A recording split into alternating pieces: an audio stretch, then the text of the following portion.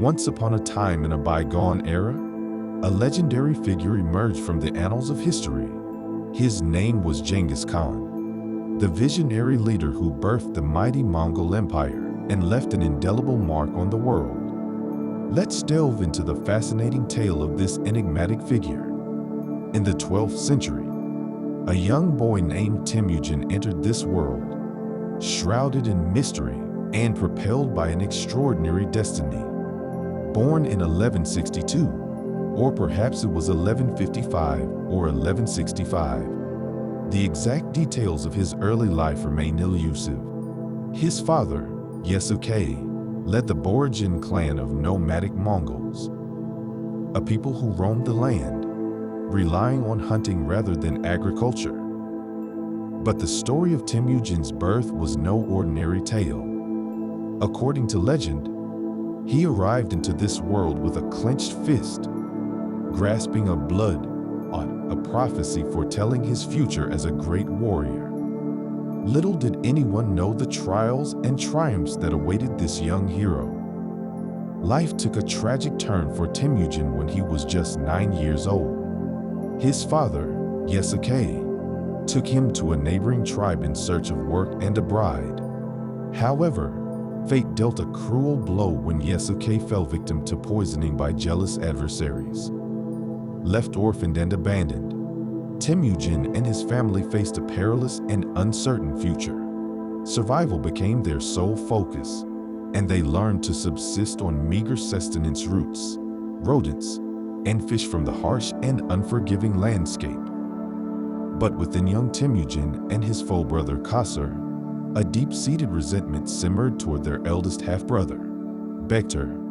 In a desperate act, they took matters into their own hands, removing the source of their anguish from their lives forever. However, their brave act of defiance came at a steep price. Temujin was captured and forced into servitude, enduring the indignities of captivity for what seemed like an eternity. The shackles of enslavement weighed heavy on his spirit, dimming the fire that burned within him. As fate would have it, liberty eventually found its way to Temujin's doorstep. At the age of 16, he seized his newfound freedom, embarking on a journey to reunite with Bori, the love of his life. Their bond remained steadfast, and their union served as the foundation for an audacious plan. Armed with a fine sable fur coat, Borj's dowry, the couple sought to forge an alliance with Ong Khan of the influential Kariad clan. Recognizing Temujin's undeniable potential, Ong Khan welcomed him as a foster son and a member of his inner circle. Their newfound alliance proved crucial when the time for reckoning arrived.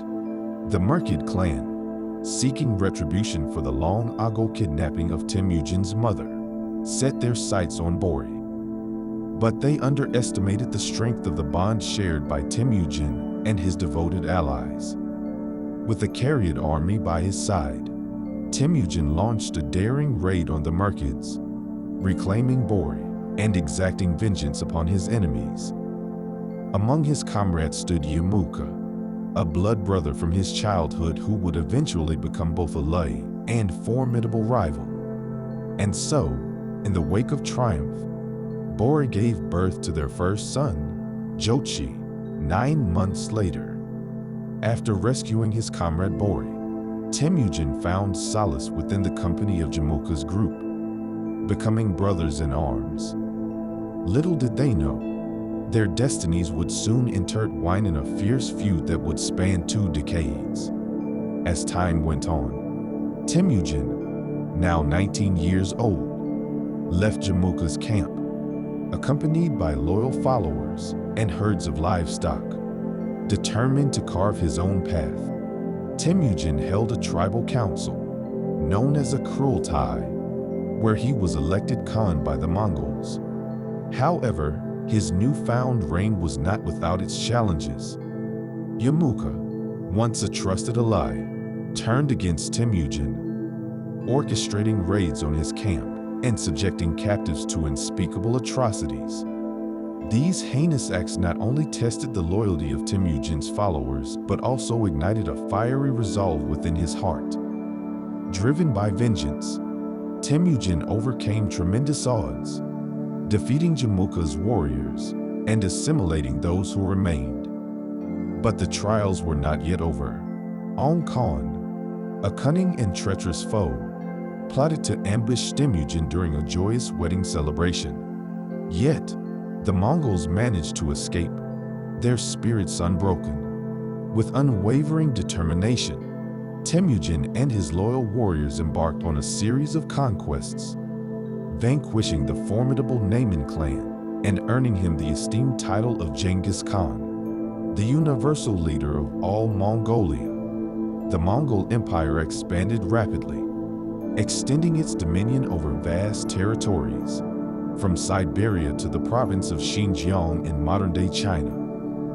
However, the mighty Jurchen dynasty in northern China demanded Ghengis Khan's allegiance, seeking to assert their dominance. In a defiant act, Ghengis Khan spurned their demands and unleashed his wrath upon their tributaries, the Tangut. In a triumphant display of strength, he conquered the Jurchens, reigning over their 50 million subjects. It is a tale of courage, ambition, and the indomitable spirit of a warrior. With a mere army of 100,000, Ghengis Khan navigated treacherous landscapes, defying all odds to forge a legacy that would echo through the annals of history. Whispers of his might reached the far corners of the land, captivating tribes as distant as Kazakhstan and Kyrgyzstan. In awe of this magnetic ruler, they overthrew their Buddhist overlords to join his growing empire. By the year 1219, Ghengis Khan's dominion stretched from northern China to the Afghan border, and from the icy reaches of Siberia to the doorsteps of Tibet. Driven by his unyielding ambition, the great Khan sought a trade alliance with the formidable Khwarezm Empire. This empire, the master of Central Asia from the mighty confines of Afghanistan all the way to the captivating Black Sea, was ruled by Sultan Muhammad II. Though initially agreeing to the alliance, the Sultan's treachery knew no bounds. In a shocking act of betrayal, he ruthlessly slaughtered the Mongol trade convoy consisting of 450 merchants, snatching their precious goods as his spoils. And so, a tempest of rage swept through Ghengis Khan's noble heart. Fueled by vengeance and unwavering determination, he swiftly avenged the slaughtered merchants. City after city fell before his vengeful onslaught. As the Khan's empire expanded across vast lands from the sun-kissed lands of Turkey to the frigid realm of Russia. But every tale must meet its end, and Ghengis Khan's journey was no exception. In the year 1222, the aging Khan called forth a family cruelty, a council to decide the matter of succession. His 4 sons, each with distinct ambitions, found themselves embroiled in a bitter struggle for power. The eldest, Jochi, was born under uncertain circumstances, casting doubt upon his true lineage. Chagatai, the second son, boldly challenged his brother's right to claim the title of the great Khan. Seeking a compromise, the ever-wise Ghengis Khan bestowed the mantle of succession upon his third son, Ogode.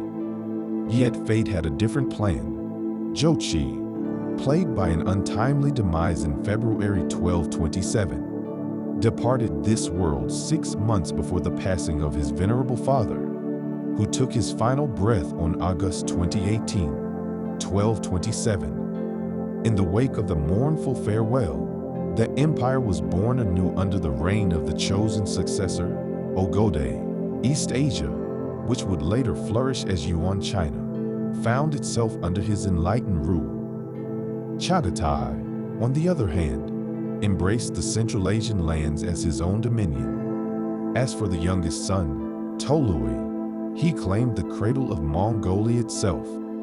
The sons of Jochi, in a far-reaching power play, held sway over Russia and Eastern Europe. Genghis Khan's legacy persisted long after his secret burial on the vast steppes of Mongolia.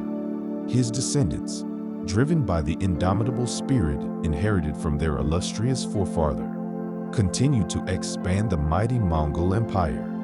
The son of Ogodai, Kublai Khan, emerged victorious over the rulers of the Song dynasty in China, establishing the illustrious Mongol Yuan dynasty.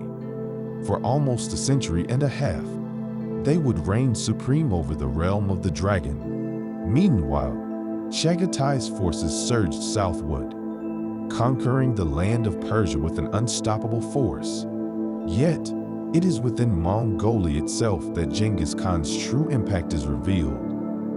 He revolutionized the social fabric of his homeland, crafting an egalitarian society where even the lowliest soul could rise to the rank of an esteemed army commander through sheer skill and bravery.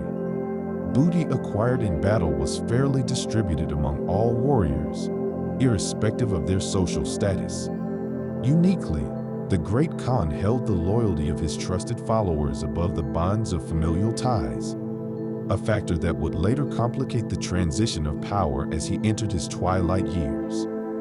In his quest for justice and stability, Genghis Khan banned the kidnapping of women, driven both by his own wife's harrowing ordeal and the desire to prevent infighting among the diverse Mongol tribes. He sought to preserve the delicate balance of nature by forbidding the wrestling of livestock, ensuring the prosperity of both man and beast.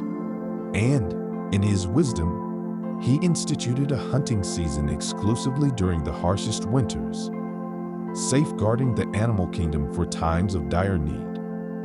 Such were the tales etched into the annals of history, carried on the winds that swept across the once-conquered lands of Central Asia, the Middle East, and the Caucasus. In the echoes of Genghis Khan's legacy, the world would forever remember the rise of a mighty empire and the enduring spirit of its enigmatic ruler.